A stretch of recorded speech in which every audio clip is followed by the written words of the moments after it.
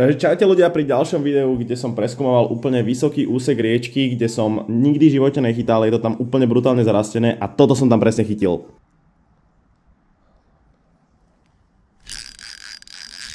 Už je tam. Je tam. Čo to mám? Čo to mám za rybu? To je nejaké veľké. To je nejak moc veľké. To čo je za ryba? Ty vole, to je karas. To je strašne veľký karas.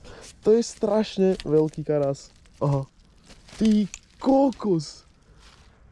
Čo ti šíbe? To je brutálne. Počkej, toho si musíme ukázať. Tento je super, brutálny je úplne.